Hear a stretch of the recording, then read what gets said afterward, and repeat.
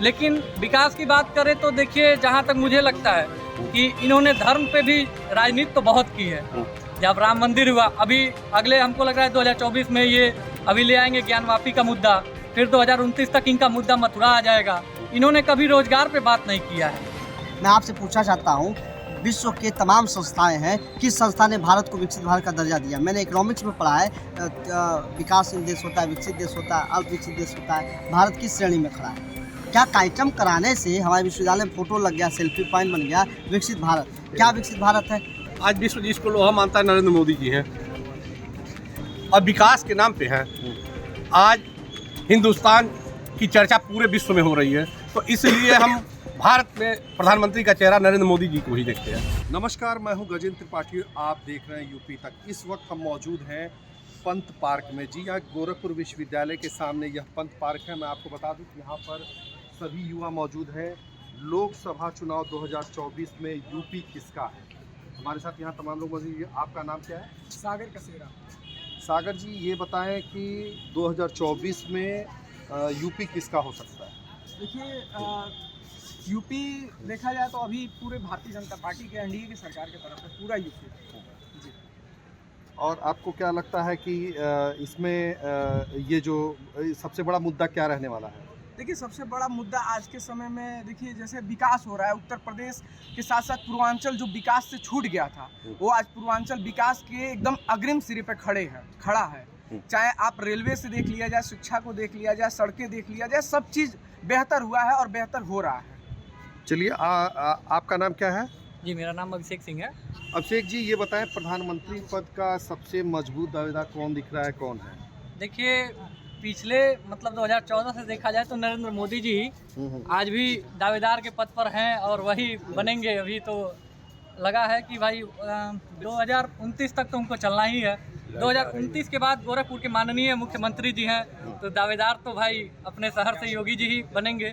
लेकिन विकास की बात करें तो देखिए, जहाँ तक मुझे लगता है कि इन्होंने धर्म पे भी राजनीति तो बहुत की है। जब राम मंदिर हुआ, अभी अगले हमको लग रहा है 2024 में ये अभी ले आएंगे ज्ञानवापी का मुद्दा, फिर 2029 तक इनका मुद्दा मथुरा आ जाएगा। इन्होंने कभी रोजगार पे बात नहीं किया है। इन्होंने रोजगार को खाया है। ये रेलवे का जितना हुआ सब प्राइवेटाइजेशन किया इन्होंने, चाहे जितना। हाँ, ये एक तरह कह सकते हैं कि डेवलप हुआ है केवल औद्योगिकीकरण के क्षेत्र में, तो मतलब आप कह सकते हैं प्राइवेट के सेक्टर में ज़्यादा जॉब मिलेंगे लोगों को। लेकिन गवर्नमेंट को इन्होंने पूरा गवर्नमेंट जॉब जो आजकल के लोगों को मतलब पहले एक लगता था ना कि ग्रामीण में कि हाँ जॉब मिल जाएगा गवर्नमेंटेड तो बहुत मतलब लाइफ सेटल होती है, प्राइवेट जॉब की कोई गारंटी नहीं होती है। चलिए, और लोग भी मौजूद हैं, हम इनसे पूछते हैं कि अगर आपको प्रधानमंत्री चुनना हो तो किसे चुनेंगे? जी सर, नरेंद्र मोदी। क्या नाम है आपका? गौरव। गौरव जी, अच्छा ये बताएं कि आप अभी जो है यूपी में क्या स्थिति है? 2024 में लोकसभा में यूपी में कौन ज़्यादा दावेदार हो सकता है? भाजपा की ही दावेदारी जारी है और जिस तरह से विकास हो रहा है यूपी में उस तरह भाजपा की ही दावेदारी जारी है। चलिए, आपका नाम क्या है? प्रदीप सिंह जी, ये बताएं कि प्रधानमंत्री के 10 साल कार्यकाल पूरे हो गए, आप कैसे देखते हैं इनको? एकदम 10 में से 10 नंबर देते हैं। चारों तरफ राम मंदिर की बात हो रही, तो इस बार चुनाव में राम मंदिर कितना बड़ा मुद्दा हो सकता है? चुनाव राम मंदिर तो हो गया, अब अगला मथुरा। चलिए, यहाँ तमाम लोग खड़े हैं, हम इनसे पूछते हैं। जी, आपका नाम? शिवशंकर जी, ये बताएं कि आप 2024 लोकसभा में सबसे बड़ा मुद्दा क्या रहने वाला है? देखिए, 2024 का लोकसभा चुनाव अगर है और देखिए यंग होने के नाते मैं ये बता सकता हूँ कि इस प्रकार से रोजगार की स्थिति होनी चाहिए। रोजगार हो, शिक्षा हो, खास करके मैं एजुकेशन से जुड़ा हुआ हूँ, विद्यार्थी भी हूँ। इस कैसे किताबों के रेट कम हो, कॉपी के रेट कम हो, कलम पेंसिल का रेट कम हो।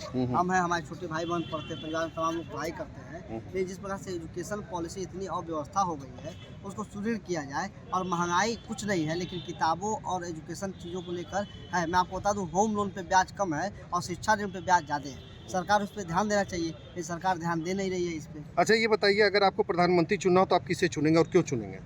अभी प्रधानमंत्री के दावेदार में कोई ऐसा नहीं जिसको चुना जा सके हमारे नज़र से। वर्तमान के प्रधानमंत्री का काम मुझे पसंद नहीं।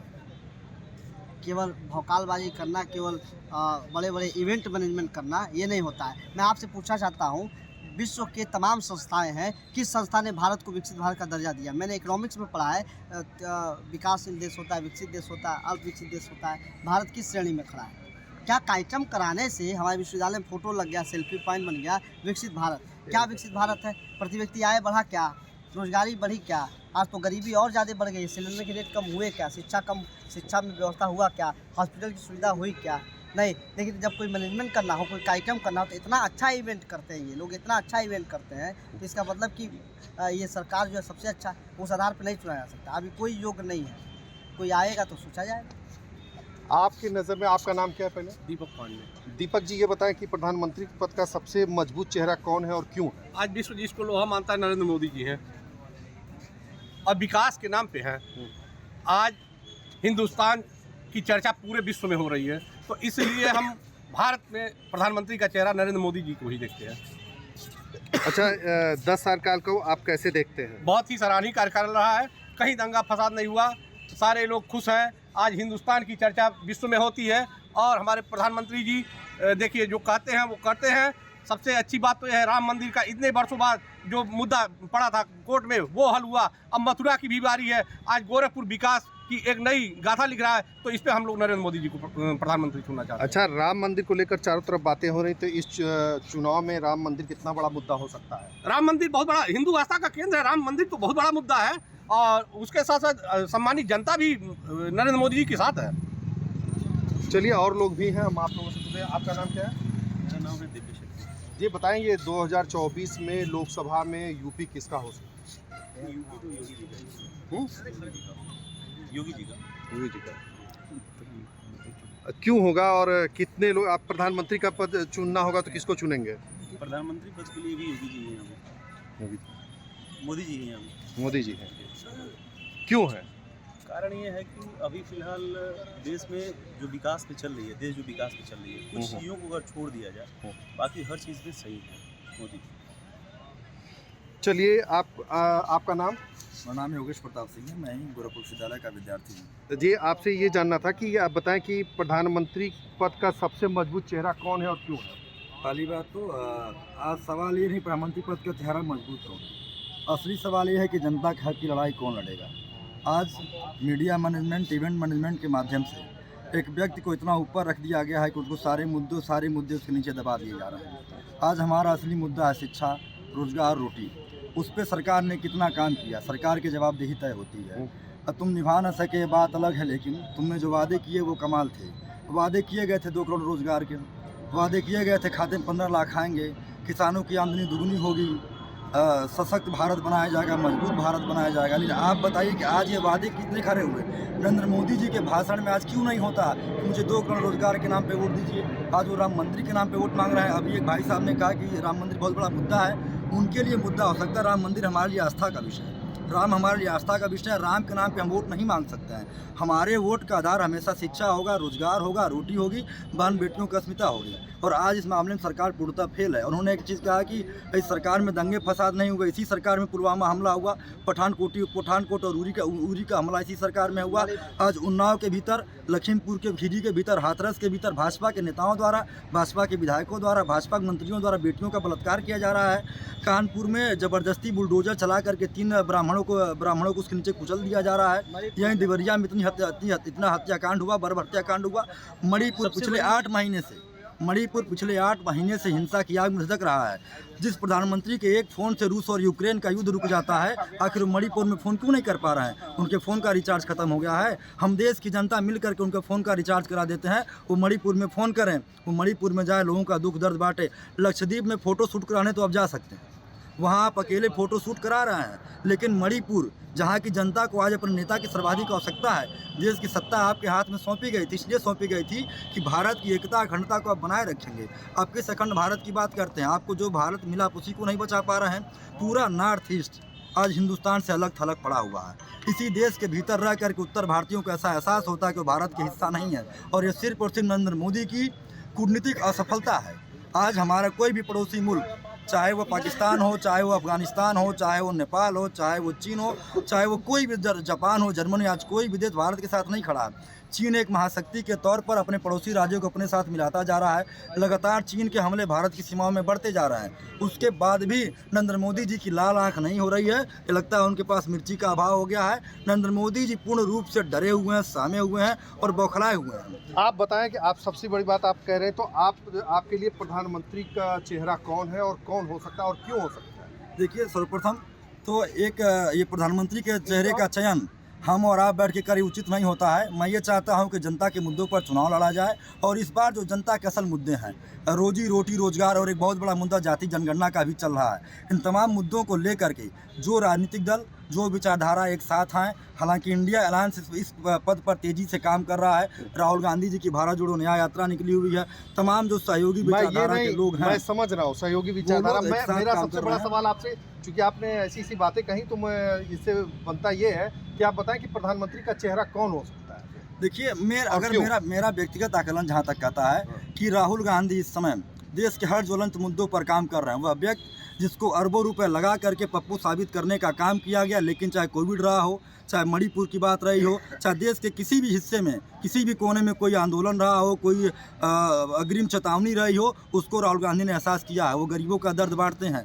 जब यहीं पे हाथरस का कांड हुआ तो राहुल गांधी उस पीड़ितों से मिलने गए। तमाम ऐसे मुद्दे थे जहां राहुल गांधी मजबूती से लड़ रहे हैं। आज भी वो व्यक्ति एक बार कश्मीर से कन्याकुमारी तक पैदल चला, अब वो फिर उत्तर से लेकर दक्षिण तक चल रहा है। मतलब पूरे देश में उनकी यात्राएं चल रही हैं, लगातार लोगों से मिल रहे हैं और इसके साथ ही साथ एक अपनी विचारधारा से सटे हुए लोगों को साथ लेके चल रहे हैं। तो मेरा मानना है कि जो शिक्षा के नाम पे, जो रोजगार के नाम पे, बहन बेटियों के सम्मान के नाम पर राजनीति कर रहा है, जो उस पद पे आगे चल रहा है, उसके बारे में विचार करना चाहिए। देखिए, हमारे साथ और भी लोग हैं यहाँ पर, काफ़ी सीनियर दिख रहे हैं जी। मैं आपका नाम जानना चाहूँगा, क्या नाम है? प्रमोद उपाध्याय। प्रमोद जी, ये बताएं कि 2024 लोकसभा चुनाव में यूपी किसका होगा? यूपी भारतीय जनता पार्टी का होगा, नरेंद्र मोदी जी का होगा, योगी जी का होगा। चलिए, और लोग भी हैं जी। आपका नाम क्या है? दीपक कुमार नाम मेरा। दीपक जी, ये बताएं कि 2024 लोकसभा चुनाव में यूपी किसका? देखिए, 2024 लोकसभा चुनाव में माननीय नरेंद्र मोदी जी के नेतृत्व में 2014 के बाद जितना देश में विकास हुआ है, 2014 से पहले 40 साल 50 सालों में कांग्रेस ने वो काम नहीं किया। जितनी तेजी गति से मोदी जी ने देश के विकास के लिए, चाहे वो आंतरिक सुरक्षा हो, बाहरी सुरक्षा हो, या आम जनमानस की जो मांगे हों, उसको पूरा करने का काम माननीय मोदी जी ने किया है। और उत्तर प्रदेश में योगी जी की सरकार और केंद्र में मोदी जी की डबल इंजन की सरकार ने उत्तर प्रदेश में इतना काम किया है जिसका कोई हिसाब नहीं है। पूरा जनमानस भारतीय जनता पार्टी मोदी जी की तरफ और योगी जी की तरफ देख रहा है। योगी जी ये इस पूर्वांचल के लिए ये उनका खासा प्रभाव कम से कम 15-20 सीटों पर आता है। उन्होंने इंसेफ्लाइटिस की लड़ाई लड़ा, उन्होंने एम्स की लड़ाई लड़ी। तो इस बार का मुद्दा क्या रहेगा? मुद्दा कहीं कुछ नहीं है। पूरी देश की जनता विकास से भरपूर है, लवरेज है, और मुद्दा कोई नहीं है। सभी आम जनता की मांगें पूरी हो रही हैं, उनका ध्यान रखा जा रहा है और जनता एकदम भारतीय जनता पार्टी के साथ है। चलिए, और लोग भी हैं। आपका नाम क्या है? हिमांशु। हिमांशु जी, बताएं गुप्ता जी कि प्रधानमंत्री के 10 साल के कार्यकाल को कैसे देखते हैं? बहुत ही बढ़िया, 70 सालों से तो बहुत ही बेहतर रहा है और पुनः 2024 में भारतीय जनता पार्टी प्रधानमंत्री मोदी जी के नेतृत्व में सरकार बनाने जा रही है, इसमें कोई निसंदेह है। चलिए, आपका नाम क्या है? मनोज विश्वास। मनोज जी, बताएं, राम मंदिर को लेकर चारों तरफ बातें हो रही हैं। इस बार चुनाव में राम मंदिर का मुद्दा कितना बड़ा हो सकता है? देखिए, मुद्दा तो एक, जैसे लोग कहते हैं मुद्दा देना, मुद्दा वो देते नहीं हैं, वो पूरा कर साकार करके दिखाते हैं। आपने देखा होगा 2014 से जब से माननीय मोदी जी केंद्र में बैठे हैं, चाहे माननीय योगी जी 2017 में आए हैं, उन्होंने कोई मुद्दा नहीं दिया, उन्होंने साकार किया। पूरा विश्व जो है इससे परिचित है। विश्व में एकमात्र लोकप्रिय चेहरा है तो मोदी और योगी। जो लोग भारत का कोई नागरिक जाने के लिए जो है 10 बार सिफारिश करता था, जो एंट्री नहीं दी जाती थी, आज पूरा विश्व मोदी के प्रति जो है नतमस्तक है और पूरी लोकप्रियता केवल और केवल मोदी और योगी के प्रति है। इसका मतलब स्पष्ट है कि भारतीय जनता पार्टी में फिर से पुनः सरकार जो है मोदी की ही होगी। चलिए, आपका नाम, आप कहाँ से, क्या नाम है आपका? प्रवीण सिंह नाम है हमारा, गोरखपुर से बिलोंग करते हैं। तो प्रवीण जी, एक चीज़ बताएं, अभी 2024 लोकसभा में यूपी किसका होगा? उसमें कुछ सोचने की बात ही नहीं है लोगों को, और दूसरा ऑप्शन कोई दिख ही नहीं रहा है। ये इंडिया गठबंधन अभी जो बना था, धीरे धीरे आई गायब हो गया, ए भी गायब हो जाएगा, डी भी गायब हो जाएगा, और कुछ बचेगा ही नहीं यहाँ पे। अभी बिहार में देख ही रहे हैं, वहाँ भी कमल खिल गया, तो कमल हर तरफ ही खिलना है, और जब कमल खिलेगा तो भारत में लक्ष्मी अपने आप बरस रही है, देख ही रहे हैं। विदेशी फंड भी आ ही रहा है चारों तरफ से। जी आप आए इधर आए, बताएं क्या कह रहे हैं। कहना ये चाहते हैं, यहाँ प्रत्याशी जो चयन हुआ है, ये मेयर का चुनाव भी लड़ेगा, विधानसभा का भी चुनाव लड़ेगा, लोकसभा, इनके पास कोई चेहरा है ही नहीं। और काजल वैसे भी अशुभ माना जाता है, आंख में लगाइए तो शुभ है, सुंदर है, लेकिन अगर कहीं लग जाए शरीर पे या पार्टी पे तो वो अशुभ हो जाता है। तो इसलिए ये तो पहले ही जंग लग चुका। काजल की जरूरत नहीं है ये लोग, यहाँ भाजपा की जरूरत है और कमल की जरूरत है। उत्तर प्रदेश भाजपा में है। भारतीय जनता पार्टी देखा आपने, यहाँ पर तमाम मतों के लोग हैं, लेकिन अधिकतर लोगों का मत यही कहना है, ज़्यादातर लोग यही चाहते हैं, कहना चाह रहे हैं कि उनकी तरफ से कोई भी मुद्दा नहीं, देश का एक ही चेहरा उनको नज़र आ रहा है। वो लोगों ने साफ कह दिया है। गजेंद्र त्रिपाठी, यूपी तक।